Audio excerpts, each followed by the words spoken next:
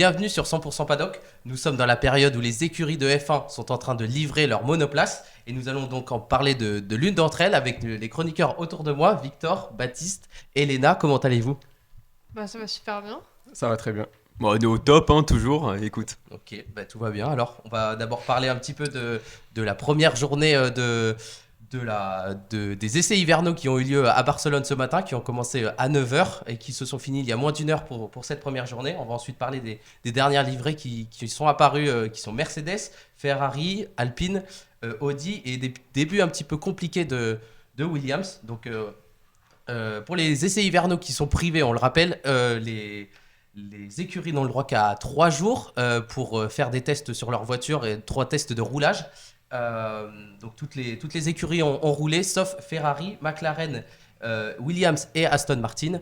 Qu'est-ce qu'on retient de cette journée? Et bah écoute, on retient, donc tu l'as dit, qu'on a certaines écuries qui ont été absentes, mais d'autres ont commencé leur premier roulage, parmi eux Audi, Mercedes et Alpine.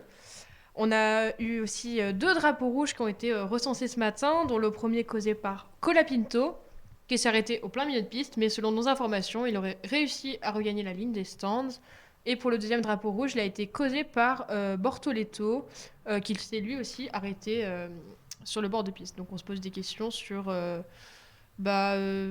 la fiabilité technique potentiellement de ces monoplaces en ces débuts de roulage. Est-ce que ça vous inquiète, Victor ou Baptiste? Bon, pour l'instant, pas du tout. C'est les premiers essais hivernaux. C'est des premiers tests, vraiment. Donc, pour l'instant, on voit un peu ce qu'a donné tout le travail autour des monoplaces. Et justement, s'il y a besoin de faire des réajustements ou faire un plus gros travail dessus, c'est justement ces tests qui vont le démontrer. Donc, pas d'inquiétude.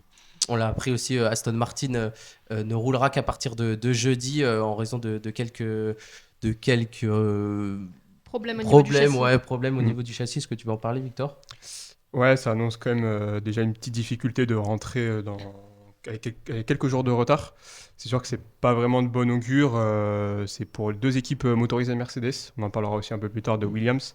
Mais sûr que ça fait pas vraiment une bonne image de commencer avec un peu de retard. Surtout qu'Aston Martin, toute la saison passée, on a entendu qu'ils se focalisaient sur 2026, qu'ils laissaient passer 2025. Donc qu'ils aient déjà des problèmes en 2026, c'est un peu problématique. Pas la seule écurie d'ailleurs qu'on a entendu ça. Ouais. Donc les prochaines sessions aussi, qu'est-ce que je veux dire? Oui, ça s'arrêtera le vendredi en fin de semaine, le 29 janvier pour ces premières sessions à Barcelone.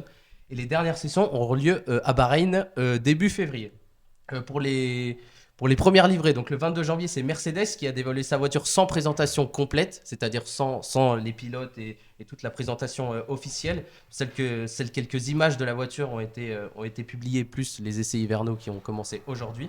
Donc je vous pose la question, les Flèches d'Argent ont fini en trombe la saison dernière, ils ont fini deuxième au championnat constructeur. Est-ce que vous les voyez cette année favoris pour le titre? Favori, c'est un grand mot. Ils se proclament comme favoris, donc je me permets de vous poser la question. Pour moi, favori, je le répète, c'est un grand mot. Dire qu'ils ont très bien fini la dernière saison et même qu'ils ont quand même été bien réguliers sur toute l'année, c'est vrai. De là à dire qu'ils sont favoris, on a quand même Red Bull, on a quand même McLaren. Et en plus, avec toute cette nouvelle réglementation, à l'arrivée de nouvelles écuries comme Cadillac, bon, on a un petit peu tout qui est faussé et un peu les dés sont rejetés quelque part. Donc, et puis, on va pas se mentir, c'est un petit peu le jeu de poker menteur. On sait jamais trop comment l'autre écurie a développé sa monoplace, ce qu'il en est vraiment des moteurs et des performances.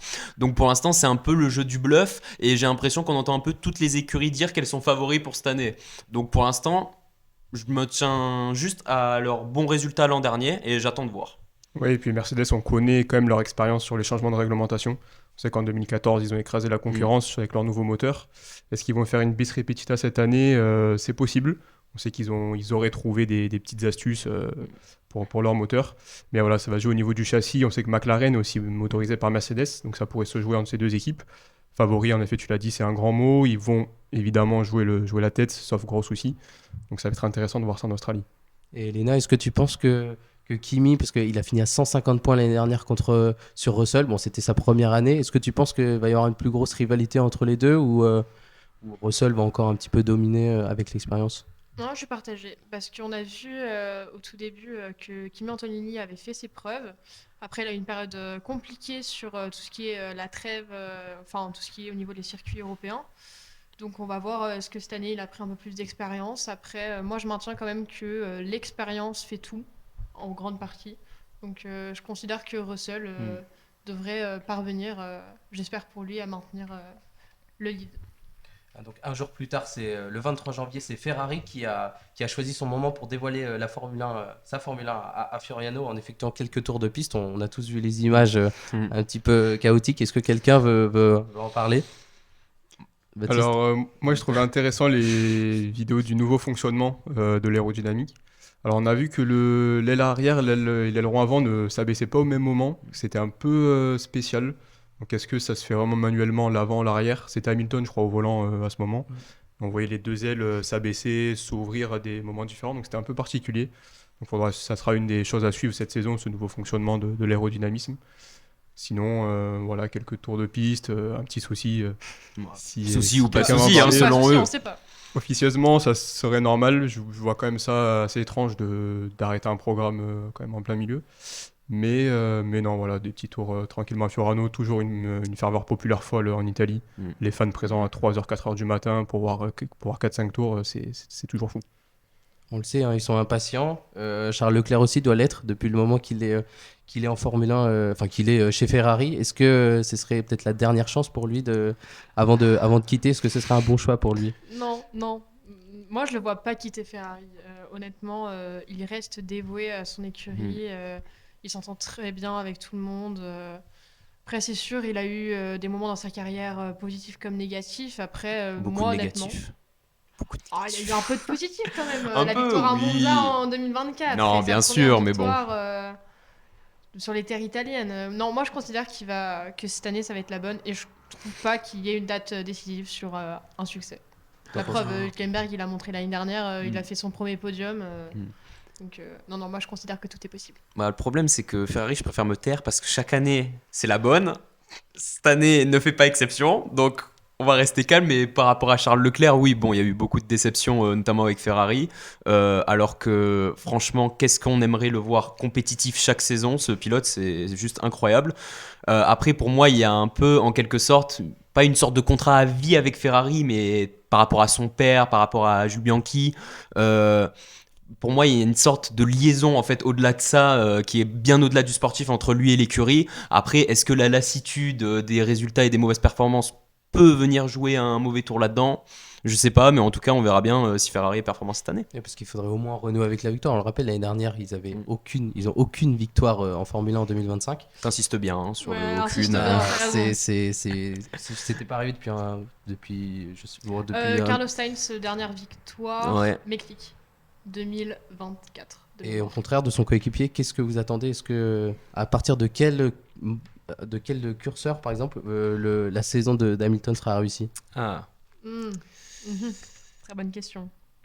Déjà un podium, je pense que ce serait mieux que la saison dernière. Déjà. Après, à quel curseur elle est réussie, ça dépendra aussi de sa monoplace, on va pas se mentir.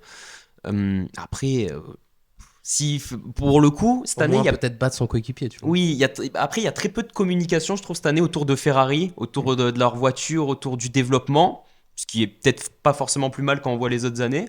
Donc, il y a beaucoup de flou.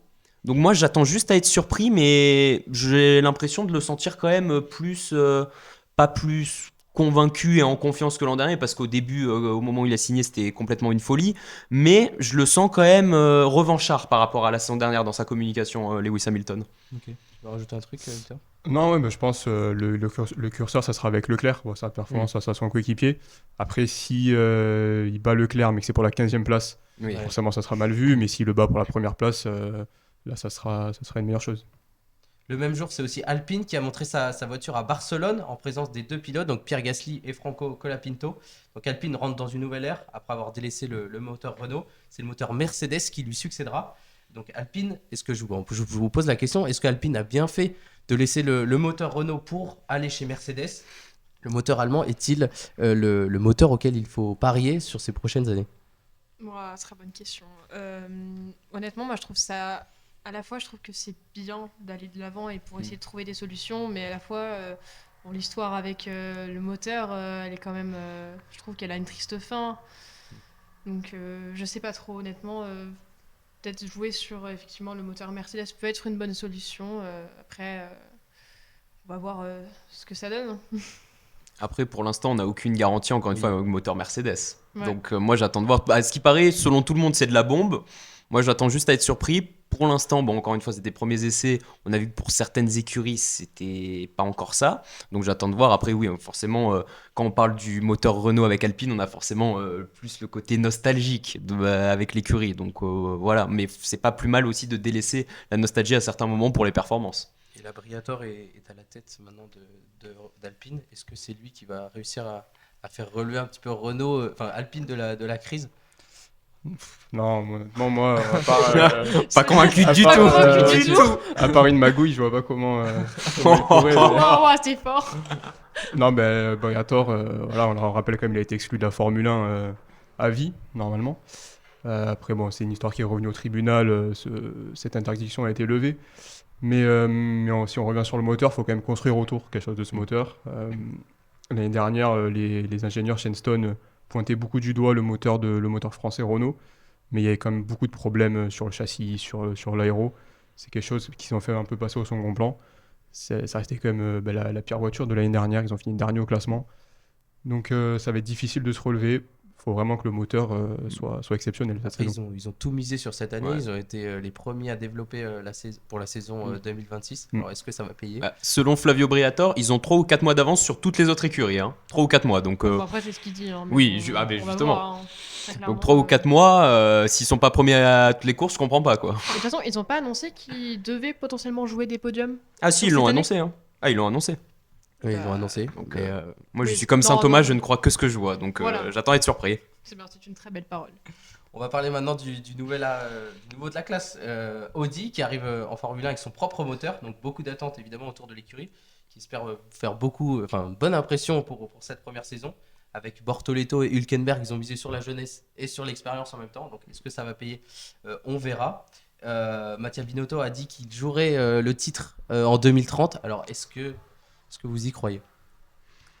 Ouais, c'est Avec dur. le peu d'informations. Tout le monde est ambitieux, en tout cas, ça fait plaisir. Ouais, Plus il y aura qu'un vainqueur à la fin là. Ouais. Tout plus le monde sérieusement, ça fait plaisir de voir tout le monde un peu ambitieux. Mais après, de là 2030, faut se dire, il se laisse 4 ans, quoi. Donc après, moi, ce que j'aime beaucoup chez Audi, c'est qu'ils récupèrent quand même en grande majorité les travaux de Sauber. Donc c'est toujours Mattia Binotto à la tête, on garde les mêmes pilotes. Donc j'aime beaucoup la continuité. Moi, j'attends juste, pareil, de voir ce que ça va donner en pratique sur les Grands Prix. Maintenant, d'ici 2030, jouer le titre, faudrait quand même, je pense, une bonne succession de résultats sur plusieurs saisons et à l'inverse, un déclin de certaines autres écuries pour qu'il y ait cette corrélation pour que Audi joue le titre, sincèrement. De là, accrocher des podiums, pourquoi pas, mais jouer le titre, peut-être un peu fort quand même.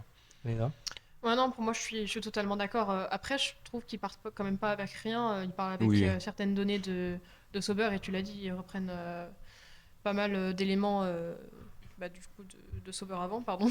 J'arrive pas à parler. Mais non, effectivement, moi, je pense que déjà jouer un podium, c'est déjà pas mal. Et bon, gagner un titre d'ici 2030, je trouve ça un petit peu ambitieux. Victor, t'as cet avis ou pas? Je pense que c'est peut-être possible. Audi, c'est quand même une grande marque dans le sport automobile. On sait qu'ils ont tout gagné là où ils sont passés en endurance, etc. Ils ont des très bonnes infrastructures en Allemagne. Donc Audi, ça reste une très belle marque.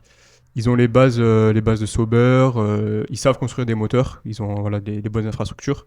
Donc 2030, ça pourrait être possible si on a cette courbe de progression tout au long des saisons. Bon, on va passer à l'écurie Williams qui présentera sa monoplace le 3 février. Bon, on le sait tous, la monoplace ne sera pas présente pendant ces essais hivernaux suite à des tests de sécurité qui n'ont pas été encore requis dans les délais. Donc, un tiers du temps de roulage sera supprimé, en quelque sorte, sera perdu pour l'écurie avant la première course de la saison qui a lieu le 8 mars à Melbourne. Donc malgré cette absence, ils ont fait une grosse saison l'année dernière. Ils ont terminé 5e derrière les grosses écuries, Ferrari, McLaren, Red Bull. Donc est-ce qu'ils vont pouvoir, avec ce début compliqué, un petit peu chatouiller les plus gros comme ils l'ont fait, aller piquer quelques podiums comme Carlos Sainz l'a fait l'année dernière? Moi, je trouve ça quand même inquiétant de louper ses premiers tests. McLaren arrive un peu plus tard, pareil pour Ferrari, mais là, vraiment, louper la semaine entière, je trouve ça quand même inquiétant pour une équipe censée jouer le haut du milieu de tableau.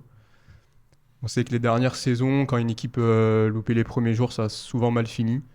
Donc, ils vont peut-être nous surprendre, mais c'est quand même assez étrange. En plus, ils ont quand même un bon groupe avec James Walls, de bons pilotes. Voilà, voir ce qui se passe chez Williams. Après, déjà, je trouve effectivement ce sera un énorme temps de roulage perdu, mais après, j'ai envie de dire, s'ils sont pas venus et c'est pour des raisons de sécurité, je pense que c'est aussi une bonne chose qu'ils étaient plus ou moins.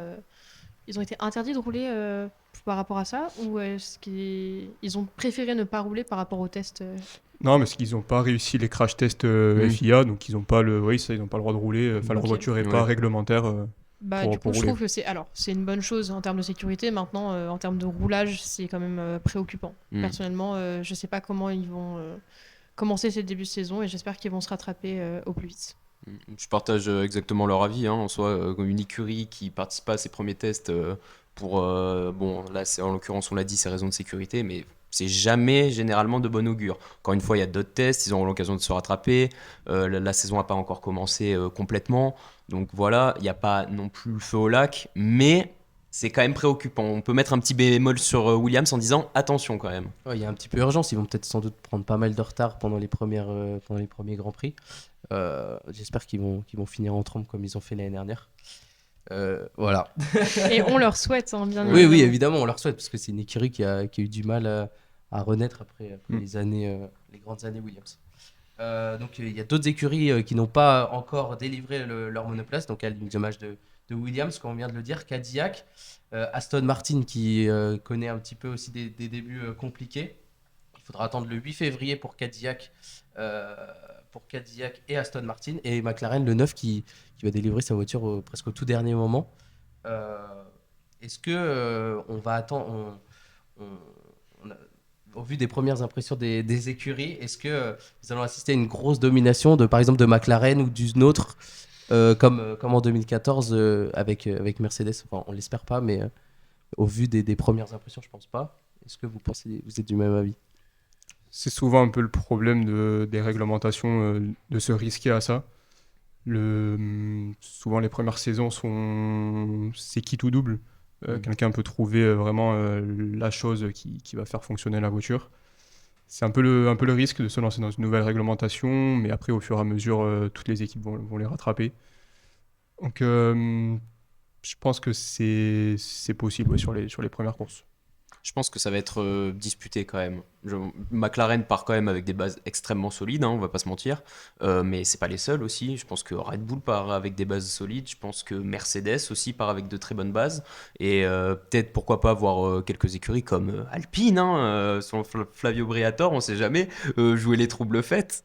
Mais oui, non, plus sérieusement, je pense que ça sera quand même pas mal disputé parce que et la réglementation. Et les résultats de la saison précédente, avec, on a vu George Russell semer un peu le trouble fait, Max Verstappen qui même avec une voiture quand même sur la première partie de saison un peu moins performante a quand même réussi à aller chercher certaines victoires. Je pense que ça peut être pas mal disputé cette année. Non, je pense, je suis totalement d'accord. Je ne sais pas trop développer. Mais non, pour le coup, je suis totalement d'accord, hein. Nouvelle réglementation, donc Il y ça a va peut-être- rabattre un peu les cartes, quoi. Ouais, Il y a pas de peut-être certitude, hein. il y a peut-être une monoplace où tu as le plus d'attentes ou que tu attends un petit peu plus de... Bah, Ferrari, hein, j'ai envie d'y croire cette année. Après, Après, t'es un peu cosplayé en Alpine, si je puis me permettre, hein. Oui, Avec les mais- ongles roses et le... c'est Ouais. vrai, Moi, effectivement, franchement... je suis en Alpine. Non, bah, effectivement, Alpine, j'aimerais y croire Ça cette serait année. beau. Ce serait, écoutez, très beau, et en plus, avec ce qu'on annonce, on espère en voir plein les yeux. Et Aston Martin avec Adrian Newey, on en a beaucoup parlé l'année dernière. Est-ce que ça peut être la grosse surprise qui peut tout changer pour la prochaine saison? Ouais, il nous a peut-être concocté une bonne voiture à voir. Après, voilà, c'est toujours le duo de pilote un peu compliqué. Ouais.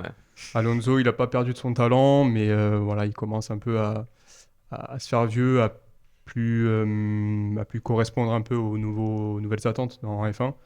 Et puis à côté, bon, Lance Stroll, c'est toujours compliqué. Aston, ouais, il faut qu'ils aient une bonne voiture. Il y a aussi ce moteur Mercedes. Ça peut faire quelque chose de bien. Alonso qui attend sa 33e victoire depuis longtemps aussi. Pourquoi pas, ça serait beau qu'il en remporte une. Ouais, ça serait beau pour Fernando Alonso. Après, moi, je suis du même avec Victor. Le duo de pilotes, pour moi, enfin, Alonso, encore une fois, expérience. On voit que quand même, malgré certaines difficultés la saison dernière, quand même sur quelques grands prix, il a quasiment rien perdu, hein, quand même. On va pas se mentir. Bon, Lance Stroll, c'est un peu plus compliqué le pilotage en Formule 1. On va pas se mentir quand même. Mais non, moi je pense que dans tous les cas, il y a un moment donné, au-delà de Lance Stroll, même juste Fernando Alonso avec l'âge, il faudra se poser la question dès, je pense, cette année-là, du prochain duo de pilotes Aston Martin, avant même de penser à une monoplace performante. On n'a pas parlé de Red Bull parce qu'ils ont livré leur monoplace il y a un petit moment, mais est-ce que la malédiction du deuxième pilote, cette fois-ci avec l'arrivée d'Isaac Hadjar, pourra un petit peu atténuer tout ça? Je l'espère, honnêtement. Après, oui, on parle de malédiction, mais chaque pilote est différent, chaque type de pilotage est différent, en plus, la nouvelle réglementation, donc là, ils vont repartir sur les mêmes bases, donc ça va être intéressant à voir. Et puis, moi, je sais pas vous, mais je trouve que Hadjar, il a à peu près le même caractère que Verstappen, c'est-à-dire qu'il se contente jamais. T'es mieux un peu. Voilà, c'est ça, il veut toujours faire mieux, il a un peu cet esprit un peu explosif, j'ai envie de dire. Donc, moi, je pense que ce duo de pilotes, il peut bien fonctionner, et Hadjar a déjà fait ses preuves l'année dernière, donc on lui souhaite de contrer cette malédiction une bonne fois pour toutes.